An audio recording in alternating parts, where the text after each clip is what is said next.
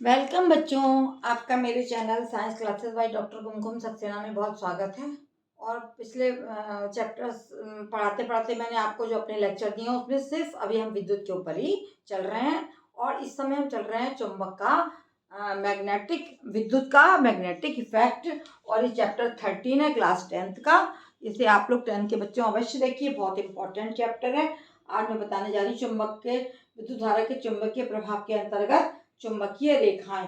ये एक चुंबक आपको दिखाया गया है, उत्तरी ध्रुव तथा दक्षिणी ध्रुव जिसका है।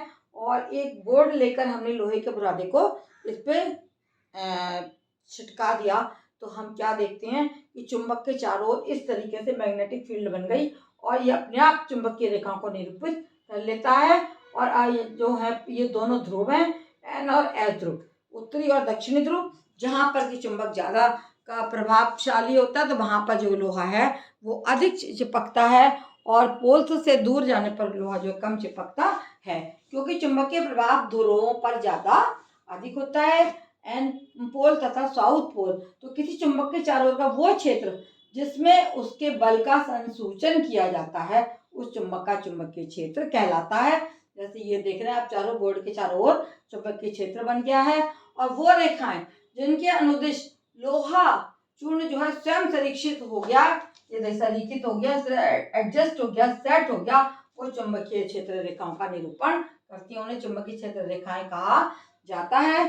चुंबकीय क्षेत्र रेखाएं चुंबक के उत्तरी ध्रुव से प्रकट होती है तथा दक्षिणी ध्रुव पर विलीन हो जाती है। दूसरा चुंबक नीचे बनाया गया है, जो उत्तरी ध्रुव है दक्षिणी ध्रुव है, तो उत्तरी ध्रुव से निकल रही हैं और दक्षिण ध्रुव की ओर जाके विलीन हो रही हैं। जो जो उनकी दूरी ध्रुवों से बढ़ती जाती है, रेखाओं का घनत्व कम होता चला जाता है। ध्रुव से जितना दूर होंगी तो उतना ही रेखाएं जो कम होती चली जाएंगी, ध्रुवों के पास होंगी रेखाओं की संख्या अधिक होती है। और क्षेत्र रेखा का किसी बिंदु पर खींची गई स्पर्श रेखा उस बिंदु पर उस क्षेत्र की दिशा को बतलाती है। यदि कहीं पर भी रेखा खींच दी जाएगी तो वो दिखाएगी कि इसकी दिशा या इस क्षेत्र की दिशा क्या है। क्षेत्र रेखाओं की निकटता बढ़ने पर चुंबकीय क्षेत्र में की प्रबलता बढ़ती जाती है। जैसे जैसे क्षेत्र रेखाएं जो हैं पास आती हैं तो चुंबकीय क्षेत्र जो स्ट्रांग हो जाता है। एन के पास है तो एन पोल स्ट्रांग है, एस के पास है तो एस पोल स्ट्रांग होता है। इस प्रकार हमेशा उत्तर से निकलकर दक्षिण की ओर विलीन होती हैं ये रेखाएं, और ये निकलती रहती हैं चुंबक से। चुंबकीय क्षेत्र रेखाएं किसी बिंदु पर देख रहे हो आप, वो उसमें सर्किल में है, सेमी सर्किल में, और कहीं पर भी एक दूसरे को नहीं काट रही हैं। चुंबकीय क्षेत्र रेखाएं एक बंद क्रम में होती हैं, और ये बंद क्रम सर्कुलर आपको दिखाई दे रहा है। ये आपको दिखाया गया है क्या मैग्नेटिक फील्ड है और चुंबकीय रेखाएं क्या होती हैं और किस तरीके से ये उत्पन्न होती हैं। चुंबकीय क्षेत्र को बताने के लोहे के चूर्ण का प्रयोग किया गया है। लोहे के चूर्ण को यदि हम फैला देंगे तो अपने आप ही वो इस तरीके से बोर्ड पर चिपक जाएगा और धाराओं के रूप में ऊपर नीचे ये सर्कुलर मूवमेंट्स में अपने आप ही व्यवस्थित हो जाता है। फिर हमेशा याद रखिए कि पोल्स पर ध्रुवों पर ज़्यादा प्रभाव होता है, स्ट्रांग होते हैं, चुंबकीय रेखाएं भी अधिक होती हैं वहाँ पर जो है अधिक जो है वो आपका लोहे का बुरादा चिपक जाएगा। और इनकी निकटता क्षेत्र रेखाओं की निकटता बढ़ने पर चुंबकीय क्षेत्र की भी प्रबलता बढ़ती चली जाती है। जैसा आप देख रहे हैं ये रेखाएं कभी भी एक दूसरे को काट नहीं रही हैं। ये हो गया आपका चुंबकीय क्षेत्र और चुंबकीय क्षेत्र की रेखाओं का प्रभाव। अब देख रहे हैं आप, नीचे एक बनाइए दिक्सूचक सुई है, ये क्या है, ये दिशा को बतलाती है। ये छोटा सा मैग्नेट ही होती है। जब हम कहीं जा रहे हैं, कहीं हम रख देंगे तो ये दिशा बतलाएगी कि इसका नॉर्थ सिरा जिधर रुकेगा वो उत्तरी ध्रुव है और जिधर साउथ रुकेगा वो साउथ ध्रुव कहलाता है।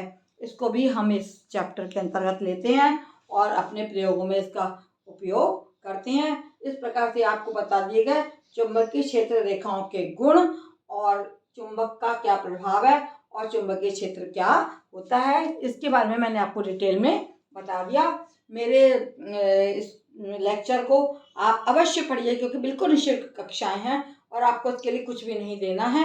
बोर्ड के एग्ज़ाम आपके धीरे धीरे पास आ रहे हैं, और जो बच्चे कोचिंग में जाते हैं ठीक है, अच्छी बातें भी जाइए, लेकिन मेरा जो है वो लिखा हुआ है आपके पास में काहे में, यूट्यूब में, तो कभी भी आप जो चैप्टर खोलेंगे आप उसको पढ़ लेंगे। मैं काफ़ी चैप्टर्स पूरे कर चुकी हूँ और ये फिजिक्स का लास्ट चैप्टर चल रहा है, जिसको आप ध्यान से अवश्य पढ़ें, ये भी बहुत इम्पॉर्टेंट है।